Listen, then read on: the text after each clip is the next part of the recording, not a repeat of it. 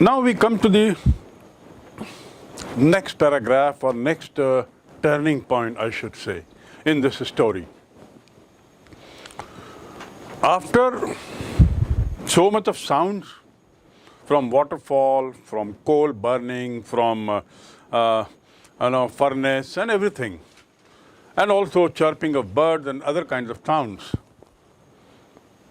this man manages to reach the spot, very close to the iron smiths. So the next paragraph is about the incident there. It was probably on account of that noise that the blacksmith did not notice that a man had opened the gate and entered the forge until he stood close up to the furnace. Furnace मतलब जिसमें लोहे को पिघलाया जाता है, until मतलब जब तक, on account of मतलब के कारण, on account of means के कारण, noise माने शोर, ये संभवतः, probably माने संभवतः, ये संभवतः इस बहुत तरह के शोर के कारण था कि लोहार ब्लैक स्मिथ का ध्यान रैट ट्रैपर पर नहीं गया, जो कि उसके बहुत पास तक पहुंच गया था गेट खोलकर, until he had opened the gate and entered the forge. वो जो इलाका है जहां पर काम हो रहा था, वहां जब तक नहीं पहुंच गया तब तक ब्लैक स्मिथ को इसलिए नहीं सुनाई दिया क्योंकि चारों ओर शोर हो रहा था, और until he stood up to the furnace, और बिल्कुल फर्नेस के पास खड़ा हो गया. दूसरे शब्दों में शोरगुल बहुत था, और इसी शोरगुल का परिणाम था कि इसके बिल्कुल पास पहुंचने तक लोहार को पता नहीं लगा कि कोई आके खड़ा हुआ है. Surely it was nothing unusual for poor vagabonds without any better shelter for the night to be attracted to forge by the glow of light which escaped through the sooty pane. बहुत लंबा वाक्य है. And to come in to warm themselves in front of the fire. Starting, surely it was nothing unusual. ये कोई unusual नहीं था, कोई अनहोनी बात नहीं थी. क्या अनहोनी बात नहीं थी कि किसी का वहां आना. पुअर वैगाबॉन्ड, वैगाबॉन्ड मतलब जो लोग घुमक्कड़ लोग रहते हैं उनको वैगाबॉन्ड बोलते हैं. तो ऐसे जो गरीब घुमक्कड़ लोग रहते हैं, गरीब लोग रहते हैं, घूमते रहते हैं यहाँ वहाँ, इनका उस फोर्ज के पास आना, रात में शरण लेना और फोर्ज की ओर आकर्षित होना. और कैसे आकर्षित होना? By the glow of light, light की चमक से. जब लोहा पिघलता है तो पिघलते हुए लोहे की रोशनी चारों तरफ जाती है, और वो जो लाइट है वो कहाँ से दिखाई देती थी? Which escaped through the sooty panes. Soot माने होता है काजल, काजल जो लगाते हैं उसको सूट बोलते हैं. सूटी पेन्स मतलब कांच के जो खिड़कियों में लगे रहते हैं उसे ग्लास पेन बोलते हैं. The glass panes were sooty. Why were they sooty? Because of the smoke coming from the furnace. लगातार जो धुआं फर्नेस से आ रहा था उससे ग्लास पेन में काजल जैसा काला हो गया था, और वो काले ग्लास पेन से जो प्रकाश दिखाई देता था, ग्लो ऑफ लाइट, वो लोगों को, ऐसे वैगाबॉन्ड लोगों, ऐसे घुमक्कड़ लोगों को आकर्षित करती थी ताकि वो वहाँ रात में शरण लें और थोड़ी गर्मी मिले, ठंडक से राहत मिले. बहुत लंबा वाक्य है. The blacksmith glanced only casually. जो लोहार था, to glance माने देखना, सरसरी नज़र से देखना. Glance मतलब सरसरी नज़र से देखना. So the blacksmith glanced only casually. उन्होंने सरसरी नज़र से casually देखा. किसको? ये रैट ट्रैप मैन को. उसकी तरफ एक नज़र ऐसा घुमा दी. And indifferently at the intruder, और इनडिफरेंटली रहे मतलब एक तरीके से अनदेखी करते हुए। इनडिफरेंट रहना मतलब कुछ प्रतिक्रिया नहीं करना। उन्होंने उसको देखा कैजुअली, काम कर रहे थे अपने लोहार का, लोहा पिघल रहा है, गर्म हो रहा है, कोयला डाल रहे हैं, बहुत सारी गतिविधियाँ चलती रहती हैं, उसमें लोहार लोग व्यस्त थे। जब उन्होंने देखा अरे कोई पास आया तो वैसे ऐसा देखा और फिर अपने वापस काम में लग गए। So they looked casually, not seriously. And indifferently मतलब एक तरीके से उसके प्रति इनडिफरेंट रहे, उसके प्रति उन्होंने कोई विशेष ध्यान नहीं दिया। He looked and indifferently at the intruder. Intruder मतलब क्या होता है? इंट्रूडर मतलब होता है घुसपैठिया। कौन था घुसपैठिया? Rat trap salesman, rat trap beggar, rat trap rag man was intruder, जो घुस गया था। इंट्रूड करना मतलब घुस जाना, इंट्रूड करना मतलब घुसपैठ करना। Don't intrude into my affair, don't intrude into my problems, मेरी समस्या में मत घुसो। You are trying to intrude into a matter which is not yours, तुम एक ऐसे मामले में घुसने की कोशिश कर रहे हो जो तुम्हारा नहीं है, तो उससे बना इंट्रूडर। सो इंट्रूडर को उन्होंने अनदेखा किया, एक उदासी के तरीके से देखा और अपने काम में लग गए। टू एस्केप मतलब नज़र से बचना, टू एस्केप मतलब बच निकलना। तो which escaped through the sooty panes, light जो है, जो कांच के काजल का कोयले से काले रंग से लदी हुई थी, उस कांच से भी ये रोशनी जो निकल गई जाती थी, उस रोशनी को देखकर बहुत से लोग ऐसे वैगाबॉन्ड जो हैं, कैसे वैगाबॉन्ड? पुअर, गरीब तबके के जो लोग यहाँ वहाँ भटकते रहते थे, वो लाइट देख के आ जाते थे इस उम्मीद में कि यहाँ शरण मिलेगी, रात में सो पाएंगे, गर्मी मिलेगी, शरीर गर्म होगा। He looked the way people of his type usually did, और उसने भी उसी तरीके से देखा जैसे इस तरह के आदमी लोग देखते हैं। लोगों ने उसको देखा होगा, अनदेखा किया, अनजाना आदमी था ही, और ऐसे बहुत से लोग आते रहते हैं, क्योंकि ऑथर ने कहा है कि poor vagabond used to come, तो आते रहते हैं। तो इन लोहार लोगों ने ज़्यादा ध्यान नहीं दिया, अनदेखा किया। जैसे ही उन्होंने जैसा किया, इसने भी वैसे ही दूसरे तरीके से किया जैसा बाकी लोग करते हैं, बाकी जो वैगाबॉन्ड्स आते हैं। He look the way people of his type usually did, सामान्यतया रैट ट्रैप प्रकार के, जो रैट ट्रैप मैन के तरह जो वैगाबॉन्ड जैसा करते थे, इसने भी वैसे ही व्यवहार किया, सामान्य बर्ताव किया। And with long beard dirty ragged, उसके लंबी दाढ़ी थी, गंदा था, फटे चीथड़े कपड़े थे, ragged, and with a bunch of rat trap dangling on his chest, और उसके चेस्ट में लटक रहा था रैट ट्रैप, जो उसके पास कुछ थे बेचने के लिए उसने बनाए थे, वो रैट ट्रैप डैंगल कर रहे थे। डैंगल करना मतलब लटकना।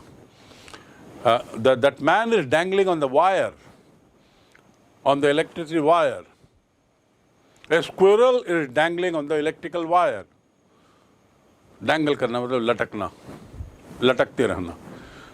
तो उसका जो शरीर था, फटे चीथड़े कपड़े थे, लंबी दाढ़ी थी, गंदा दिख रहा था, और उसके अलावा रैट ट्रैप उसके शरीर में लटका हुआ था। उसने भी ऐसी अनदेखी जैसे कहा, लेकिन he asked permission to stay, उसने फिर रुकने के लिए अनुमति मांगी। He asked permission to stay and master blacksmith nodded, और उसमें से जो मुख्य लोहार था ना, सिर हिला दिया, ठीक है। नॉडेड ए हॉटी कंसेंट, हॉटी कंसेंट मतलब बॉस जैसा, हॉटी कंसेंट मतलब बॉस जैसा, घमंडी जैसा। हाँ ठीक है, आ जाओ, घमंडी जैसे उसने सिर हिला दिया। नॉड करना मतलब सिर हिलाना, और उसने हाँ ठीक है, क्योंकि इसने पूछा, he asked for permission to stay, रुकने के लिए उसने अनुमति मांगी। तो जो मोइन लोहार था उसने सिर हिला दिया, थोड़ा घमंड दिखाते हुए, और कंसेंट माने सहमति, टू गिव कंसेंट टू, सहमति देना। I have given my consent to him for joining the picnic, मैंने अपनी सहमति पिकनिक में जाने की दे दी है। A haughty consent without honoring him with a single word. Without honoring, to honor मतलब सम्मान करना, सम्मान से बोलना, और बिना सम्मानजनक पूर्व उसने कुछ बोला भी नहीं। किसने? मुख्य लोहार ने, बस सिर हिला दिया, हाँ ठीक है रह जाओ, और बोलने का भी कष्ट नहीं किया। लोहार ने बोलने की भी चेष्टा नहीं की, कुछ कहने की भी चेष्टा नहीं की। क्यों? क्योंकि ऐसा उसके यहाँ हमेशा होता रहता था। लोग आते थे लाइट देख के, इस उम्मीद में रात में सोएंगे, और इस प्रकार ये भी आया। तो पूछा, इन्होंने कहा ठीक है रह जाओ। He asked permission to stay and the master blacksmith nodded a haughty consent without honoring him with a single word. बिना एक शब्द कहे, बिना एक शब्द कहने की चेष्टा किए, तो उसने उसको सिर हिला के कहते ठीक है। The tramp did not say anything, ये जो ट्रैम्प था घुमक्कड़, इसने भी कुछ नहीं कहा। आइदर, आइदर और, इसने भी कुछ नहीं कहा। आइदर बना है भी, इसने भी कुछ नहीं कहा। He had not come there to talk, ये ट्रैम्प जो है वो वहां बात करने थोड़ी आया था। He had not come there to talk, but only to warm himself and sleep. केवल अपने शरीर को गर्मी देने के लिए आया था और सोने के लिए आया था। तो इसको भी कोई दिक्कत नहीं हुई, ना लोहार ने कुछ कहा, ना इसने कुछ कहा।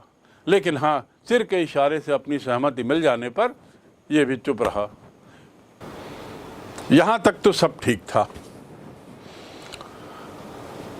और इस प्रकार ट्रैम्प को थोड़ी राहत मिली कि चलो अनुमति तो मिल गई, रात तो गुजर जाएगी। आप याद करिए ट्रैम्प यहाँ पहुंचा कैसे। वो पहुंचा था मेन रोड छोड़कर गली में, जंगल की पगडंडियों में घुस गया था। और पगडंडियों में क्यों घुसा था? क्योंकि उसने 30 क्रोनर अपने पुराने होस्ट के यहाँ से चुरा लिए थे। तो डर से कि कहीं पकड़ा ना जाऊं, वो वहाँ गलियों में, पगडंडियों में घुस गया और भटक गया। भटकते भटकते जब उसे कहीं रास्ता नहीं दिखा तो बहुत समय निकल गया। तो अब वो रात गुजारने के लिए शरण में जाता है, देखता है तो ये उसको फोर्ज मिलता है, आयरन स्मिथ मिलते हैं, आदि आदि। ये आपको याद रखना जरूरी है। यहाँ तक सब ठीक रहा। In those days The Ramjo iron mill was owned by a very prominent iron master. जिस समय की एक कहानी है, उस समय रैमजो आयरन मिल जो था, जहाँ पे लोहे का काम होता था, इस्पात का काम होता था, उसका मालिक एक बहुत प्रोमिनेंट, प्रसिद्ध आदमी था। प्रोमिनेंट माने प्रसिद्ध। Whose greatest ambition was to ship out good iron to the market. Ambition माने लक्ष्य। उसका सबसे बड़ा लक्ष्य था कि बहुत बढ़िया क्वालिटी के, उत्तम गुणवत्ता वाले लोहे शिप आउट करेगा बाजार में। बाजार में उसके बहुत अच्छी गुणवत्ता वाले लोहे जाएंगे, ऐसा उसका सपना था, उसका लक्ष्य था, एम्बिशन था, उसकी आकांक्षा थी। He watched both night and day to see that the work was done as well as possible. वो लगातार दिन रात नजर रखता था। टू वॉच मतलब नजर रखना, कि जो काम हो रहा है वो क्वालिटी का हो रहा हो। Work was done as well as possible, जितना अच्छा काम हो सके उतना अच्छा, जितना अच्छा कर सकते हैं उतना अच्छा करें। अर्थात जितना अच्छा लोहा बना सकते हैं उतना अच्छा लोहा बनाने का वो प्रयास करवाता था और एक नजर रखता था अपने काम पे। And this very moment he came into the forge on one of this nightly rounds of inspection. और उसी क्षण वो ऐसे ही नज़र रखने के उद्देश्य से जैसे आता था, तो ऐसे उसी क्षण वो फिर से फोर्ज में आ गया। कौन? मालिक। One of the Knightley rounds of inspection, inspection करना मतलब निरीक्षण करना। निरीक्षण क्यों करता था? यह सुनिश्चित करने के लिए कि जो आयरन बनाया जा रहा है उसमें किसी तरह का समझौता ना हो, क्वालिटी में समझौता ना हो। तो जब तब आके वो पैनी नज़र रखता था अपने काम पर, अपने कर्मचारियों पर, और उसी उद्देश्य से वो रात में पहुंच गया। उसी समय जब ये पहुंचा, ये ट्रैम्प जब पहुंचा, रैट ट्रैप ट्रैम्प जब पहुंचा, उसी समय ये भी पहुंच गया मालिक। Naturally, the first thing he saw was the tall ragamuffin. स्वाभाविक रूप से उसकी नज़र सबसे पहले किस पे पड़ी?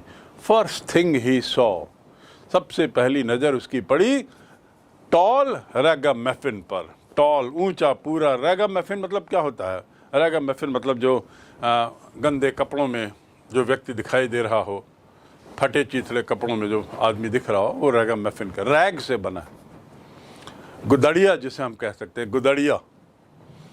सब तरफ का बाल अस्त व्यस्त, केश अस्त व्यस्त, दाढ़ी, कपड़े फटे हुए, नहाया हुआ नहीं, थका हारा दिख रहा है, संकन चीख हैं यहाँ पर लटका हुआ है उसके, रैट ट्रैप। तो बड़ा एक अजीब आदमी दिख रहा था, उसको रैगामफिन कहते हैं।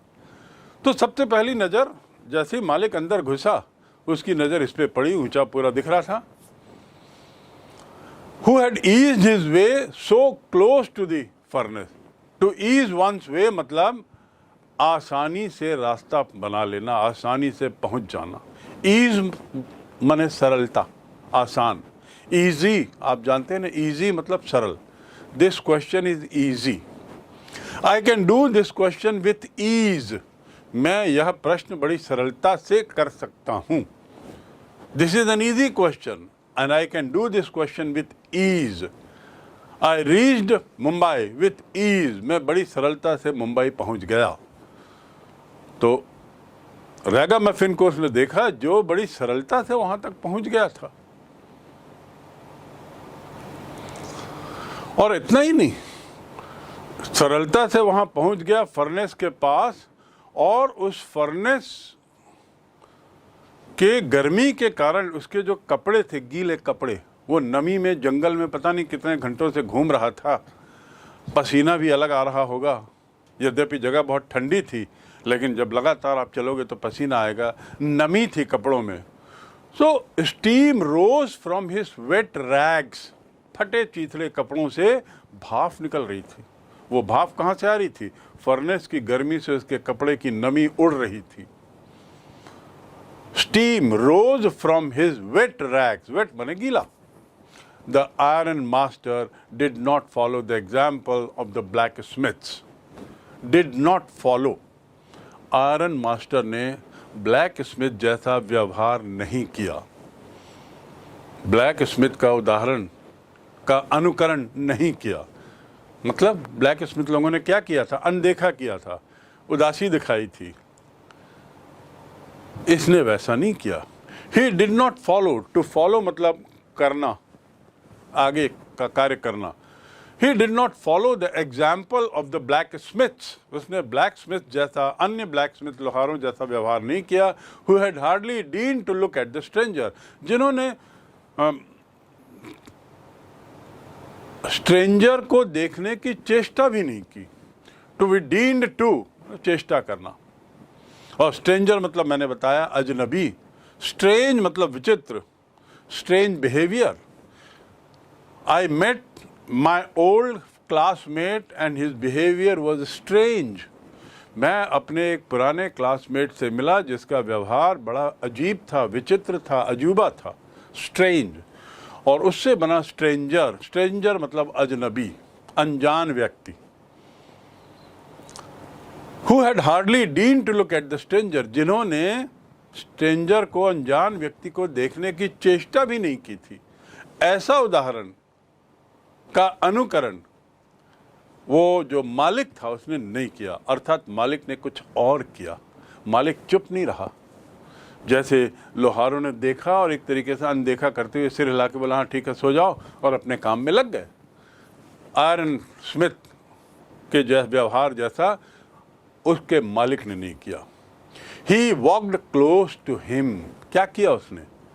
जो मालिक है वो उसके पास तक गया। किसके पास? स्ट्रेंजर के पास। स्ट्रेंजर कौन? ये rat trap man. Walked close to him, looked him over very carefully, और उसको देखा, ध्यान से देखा। लुक्ड हिम ओवर, पूरा ऊपर से नीचे तक ध्यान से देखा, केयरफुली, ध्यान से। Then tore off his slouch hat to get a better view of his face.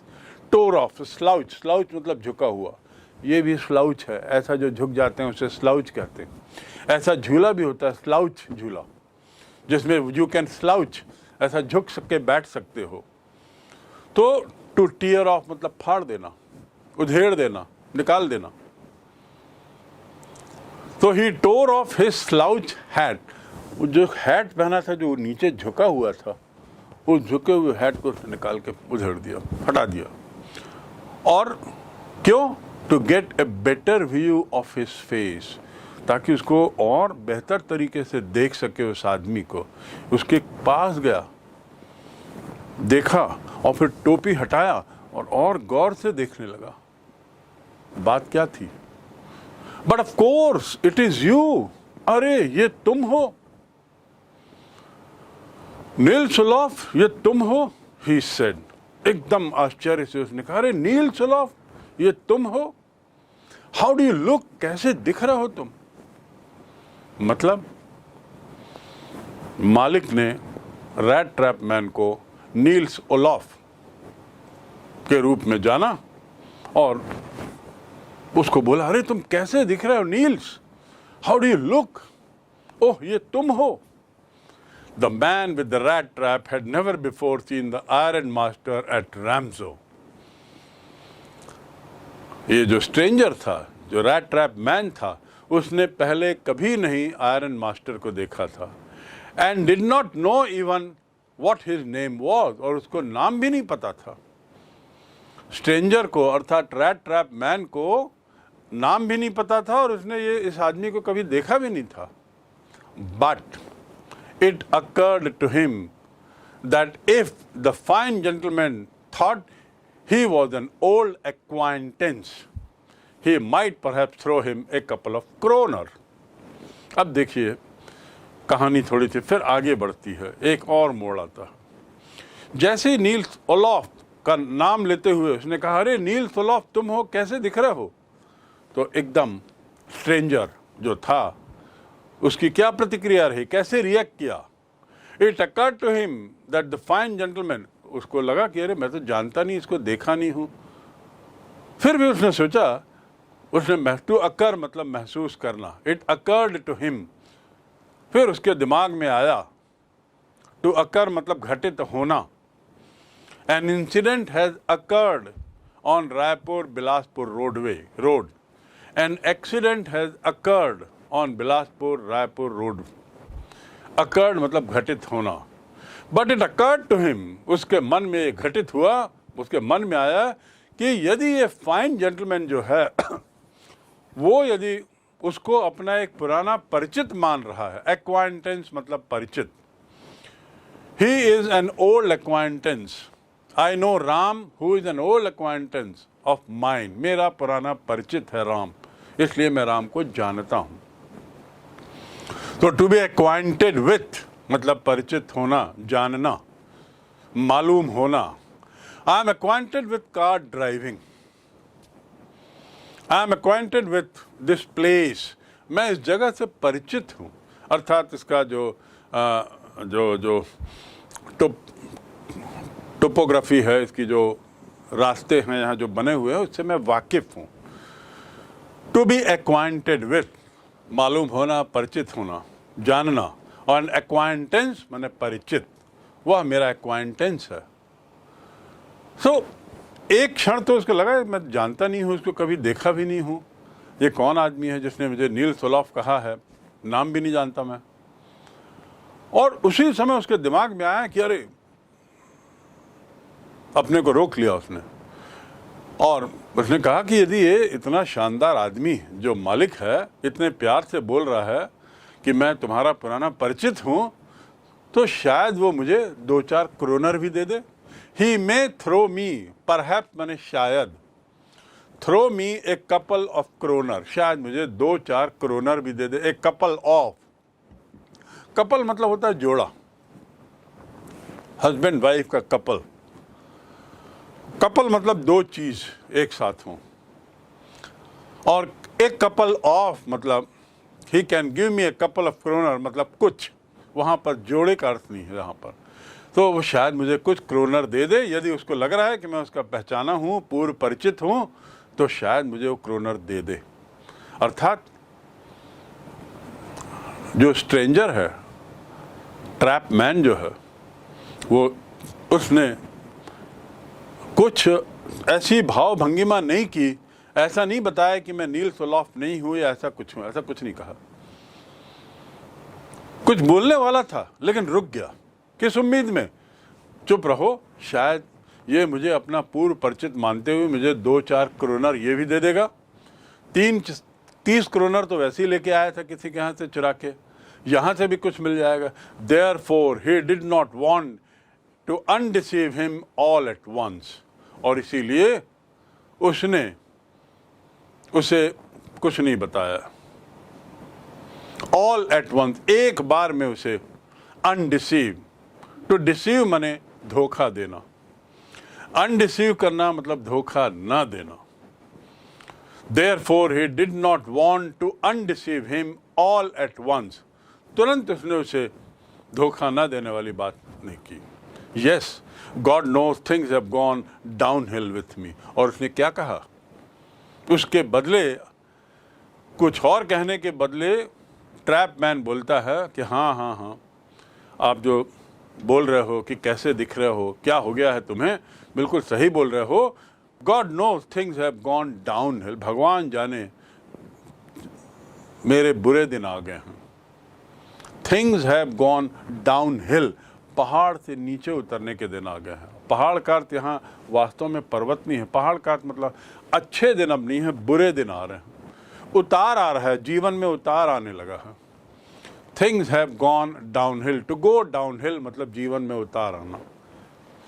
स्वास्थ्य, my health has gone downhill, मेरे स्वास्थ्य में गिरावट आई है, गिरावट होना, उतार आना।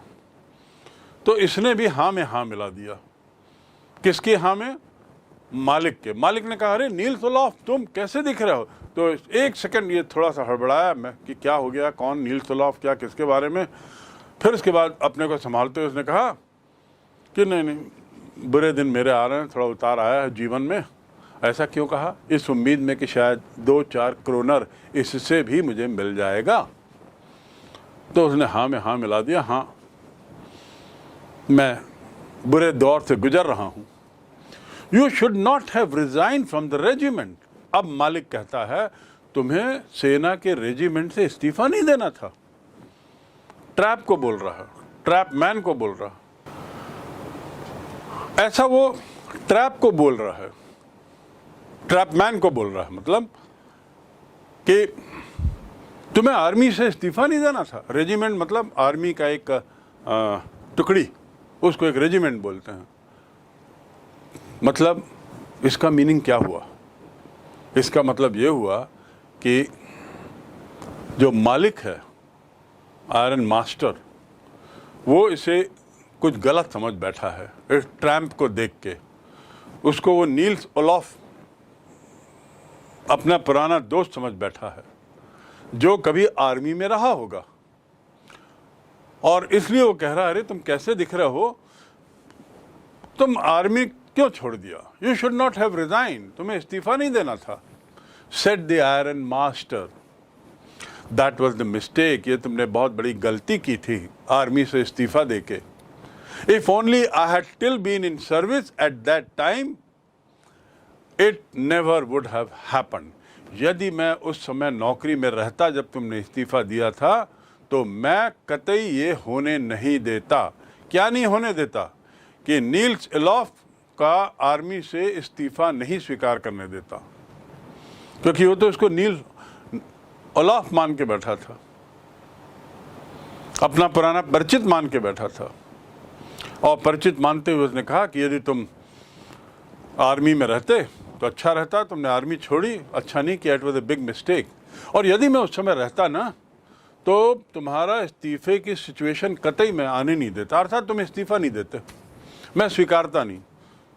और फिर आगे कहता, well now of course you will come home with me. चलो छोड़ो, अब तो मेरे साथ तुम घर चलो, अब तुम मेरे साथ घर चलोगे।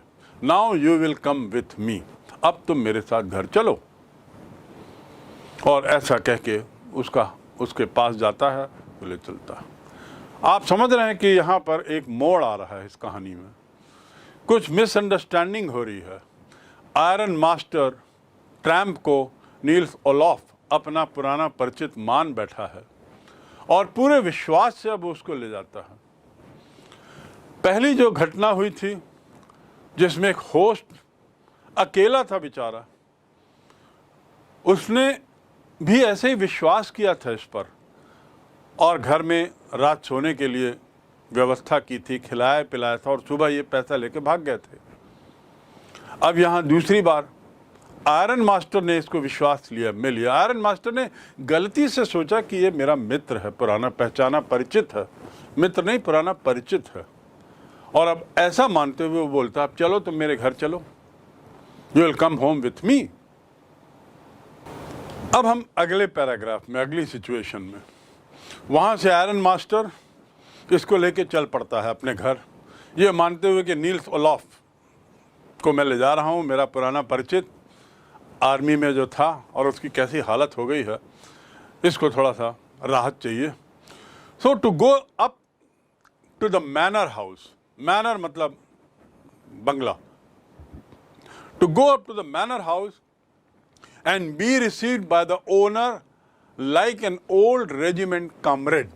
कॉमरेड मतलब सहयोगी, रेजिमेंट के पुराने सहयोगी जैसा इस ओनर के साथ मैनर में उसके बंगले में जाना ट्रैम्प को पसंद नहीं आया। That however did not please the tramp. To please मतलब खुश होना। ट्रैम्प को उसमें कोई खुशी नहीं हुई, उसे अच्छा नहीं लगा, बड़ा अजीब लगा कि मैं ना इसका पुराना परिचित हूँ, ना मैं इस्तीफा वगैरह कोई है, कुछ है, और ये मेरे को ले जा रहा है, तो बड़ा अजीब लगा, अनकंफर्टेबल लगने लगा। आप समझते हैं ना कि किसी के घर ले जा रहे हैं तो कैसा लगेगा अनजाने में। भले ही आपकी दिक्कत हो, आपको ले जाया जा रहा है, but you will not feel happy at going to somebody's house and depending on him. So here now this man Nils Olof, जो ट्रैम्प था उसको नील्स ओलॉफ मानते हुए आयरन मास्टर उसको ले चलता है अपने बंगले की ओर, और रास्ते में ये सोच रहा है ट्रैम्प कि ये सब गलत हो रहा है, मुझे अनकंफर्टेबल लग रहा है, I don't want to go to his house. No I couldn't think of it, he said, looking quite alarmed.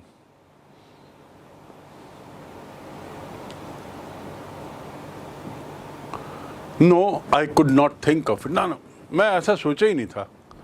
He said, looking quite alarmed. Alarmed, आप अलार्म शब्द समझते हैं। टू अलार्म मतलब सजग कर देना। अलार्म बेल, खतरे की घंटी, अलार्म कर देना मतलब सजग कर देना। He said, looking quite alarmed, बहुत ज़्यादा खतरा महसूस किया उसने, और मैं ऐसा सोच ही नहीं सकता, ऐसा उसके मन में आया। He thought of the 30 kroner. अब उसके दिमाग में वो 30 क्रोनर याद आए जो उसने पुराने घर से चुराए थे। To go up to the manor house would be like throwing himself voluntarily into lion's den. Manor house में जाना, सामंत, मैनर माने सामंत होता है। सामंत कौन था? Iron master. सामंत के घर में जाने का मतलब है अपने को शेर के मुंह में डाल देना। डेन मतलब शेर का जो अड्डा होता है उसे डेन कहते हैं। तो शेर के डेन में डाल देना। क्यों ऐसा उसे क्यों लगा? क्योंकि उसकी जेब में 30 क्रोनर था, कुछ और पता नहीं क्या क्या उसके मन में डर आने लगा। He thought of 30 kroner. To go up to the manor house, वहां तक जाना मतलब would be like का अर्थ होगा, वहाँ तक जाने का अर्थ होगा अपने को थ्रो हिमसेल्फ, अपने को फेंक देना। कहाँ? हिमसेल्फ मतलब स्वयं, थ्रो माना फेंक देना, वॉलंटरली, वॉलंटरली मतलब स्वेच्छा से फेंक देना। Voluntarily, I have volunteered for cleaning this colony road, ये कॉलोनी की सड़क की सफाई के लिए मैंने स्वेच्छा से अपने को आगे किया है। किसी ने मुझ पर दबाव नहीं डाला, किसी ने आदेश नहीं दिया, मैं स्वेच्छा से करूं। I am volunteering money for helping the needy, ज़रूरतमंद लोगों के लिए मैं पैसा स्वेच्छा से दे रहा हूँ, किसी के दबाव में नहीं, किसी रिटर्न की लालच में नहीं। तो वॉलंटियर, तो उसको मन में लगा कि ये मैनर, सामंत के घर में जाना मतलब अपने को शेर के मुंह में डाल देना, स्वेच्छा से, वो भी जबरदस्ती कोई फेंक के डाल दे वो बात दूसरी, यहाँ मैं स्वेच्छा से अपने को खतरे में डालूं। और इसका मतलब ये हुआ कि अपने को खतरे में डाल रहा हूँ मैं यहाँ जाके, मतलब वो कोशिश कर रहा है कि मैं कैसे यहाँ ना जाऊं। He only wanted a chance to sleep here in the forge, वो तो बेचारा चाहता था कि ये फोर्ज में उसको सोने का एक मौका मिल जाए। And then sneak away as inconspicuously as possible. To sneak away मतलब चुपचाप निकल जाना। To sneak out of the door, दरवाजे को थोड़ा सा खोल के वो बाहर निकल गया। We were all sitting together. Suddenly, Mohan comes and sneaks into the room. Mohan आता है और चुपके से कमरे के अंदर घुस जाता है। To sneak in, SNEAK, sneak. तो वो तो चाह रहा था केवल कि भाई फोर्ज में मुझे एक रात सोने को मिल जाए और अगले दिन सुबह मैं बिना किसी इनकॉन्स्पिक्यूअस, बिना किसी की नज़र में आए मैं यहाँ से निकल जाऊँ। इनकॉन्स्पिक्यूअस मतलब नज़र में आना। You are conspicuous by your dress, तुमने जो ड्रेस पहनी है ना उसके कारण तुम सबकी नज़र में आ रहे हो, सबका ध्यान तुम्हारी ओर जा रहा है। You are conspicuous by your hairstyle, तुमने अपने बाल जैसे बनाए हैं ना उसके कारण तुम लोगों की नज़र में आ रहे हो। This man tramp wanted to be inconspicuous, tramp चाहता था मैं किसी की नज़र में ना आऊं और चुपचाप निकल जाऊं। मैं तो भैया इसीलिए केवल यहाँ आया था कि रात में मैं सो जाऊं। ये कहाँ, ये मैनर की ओर मुझे ले जा रहे हैं, ये सामंत क्यों मुझे वहाँ ले जाना चाह रहा है। अरे नहीं भाई, वहाँ जाना मतलब अपने को खतरे में डालना, अपने को स्वयं को खतरे में डालना। ऐसा दुनिया भर की बातें वो सोचते सोचते आयरन मैन के साथ, आयरन स्मिथ के साथ चले जा रहा था। The Iron Master assumed that he felt embarrassed. Iron Master को लगा, महसूस किया, to assume मतलब कल्पना करना, महसूस करना।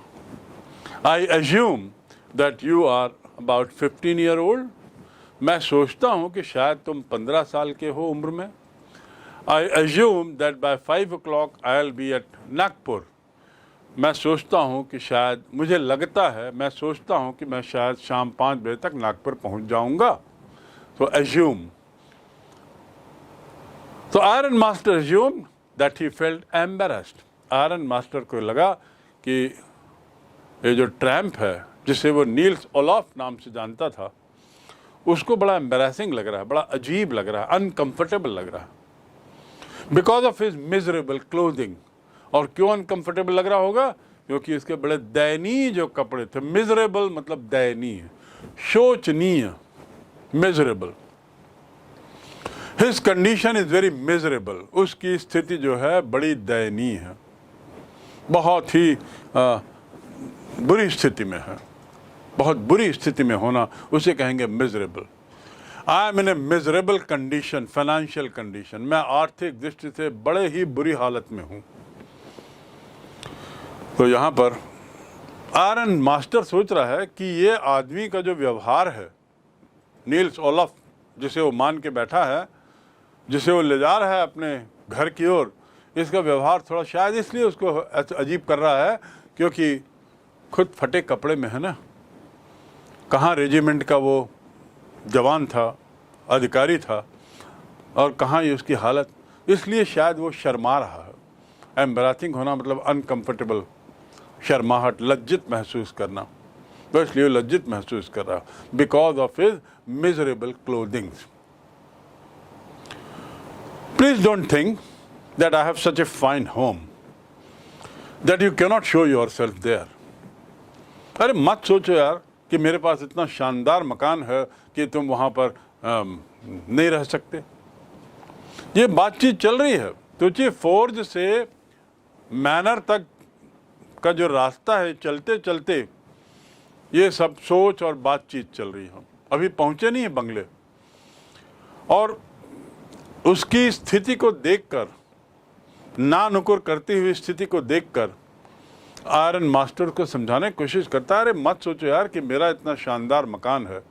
Please don't think that I have such a fine home. मेरे पास इतना शानदार मकान है कि तुम वहाँ नहीं जा सकते, ऐसी बात नहीं है, लज्जित मत हो। ही सेड, और फिर उसने आगे कहा, एलिजाबेथ इज डेड। एलिजाबेथ की डेथ हो चुकी है। As you may already have heard, जैसा तुमने पहले सुना होगा, तुम जानते होगे कि एलिजाबेथ की डेथ हो चुकी है। माई बॉयज आर अब्रॉड, मेरे बच्चे विदेश में हैं, अब्रॉड माने विदेश। And there is no one at home except my oldest daughter and myself. और घर में कोई नहीं है सिवाय मेरी सबसे बड़ी लड़की और मेरे, इन दोनों के सिवा और कोई नहीं। एक्सेप्ट मतलब के सिवाय, except my daughter and myself there is no one at home. घर में कोई नहीं हो, तो इसलिए नील्स ओलॉफ शर्माओ मत, लज्जित मत हो। मेरा कोई मकान भी इतना बड़ा नहीं है कि तुम्हारे जाने से कुछ अंतर पड़े, और हम लोग अकेले ही रह रहे हैं। इतने बड़े मकान में मैं रहता हूँ और मेरी बेटी रहती, सबसे बड़ी बेटी। तुमको तो पता ही है कि मेरी पत्नी एलिजाबेथ की डेथ हो गई है, मेरे बच्चे बाहर चले गए हैं। ये सब बातचीत कौन कर रहा है? आयरन मास्टर ट्रैम्प को नील्स ओलॉफ मानते हुए बोले जा रहा है, और ये सोच रहा है कि नील्स ओलॉफ शर्मा रहा है, शायद लज्जित हो रहा है, इसलिए फटे चीथड़े कपड़ों के कारण, दाढ़ी के कारण, अजीब सी जो गंदगी चेहरे में दिख रही है उसके कारण ये लज्जित है, इसलिए जाने में हिचक रहा है। जबकि बात कुछ और थी। बात ये थी, वो हिचक इसलिए रहा था क्योंकि उसको मालूम था कि ये, वो समझ गया कि ये आयरन मास्टर जो है वो कुछ गलत समझ रहा है। वो समझ गया कि, उसको लगा कि यदि मैं उसके घर जाऊंगा तो वहाँ पता लगा कि मैं अपने को एक खतरे में डाल दूंगा। लायंस डेन, डेन मतलब मैंने बताया अड्डा, लायन माने शेर, और LION लायन माने शेर, लायंस डेन, और LOIN लॉयन माने कमर, LOIN लॉयन माने कमर। तो अब यहाँ पर देखिए बातचीत चल रही है और ऐसा चलते चलते चले जा रहे हैं, और फिर आगे कहता है, we were just saying that it was too bad we don't have any company for Christmas. We were just saying, हम लोग अभी बस बात कर ही रहे थे कि ये बड़ा खराब है कि क्रिसमस में इस बार हमारे यहाँ कोई नहीं है, कोई कंपनी नहीं है, कोई आया नहीं है। हम लोग बात कर ही रहे थे, मतलब कौन लोग?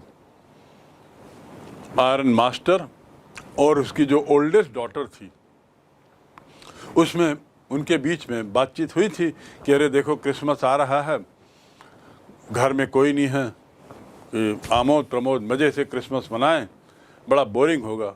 इट वॉज टू बैड, बहुत ख़राब बात, ये बहुत ख़राब है, that we don't have any company for Christmas, कि क्रिसमस के लिए हमें किसी की कंपनी नहीं मिल रही है।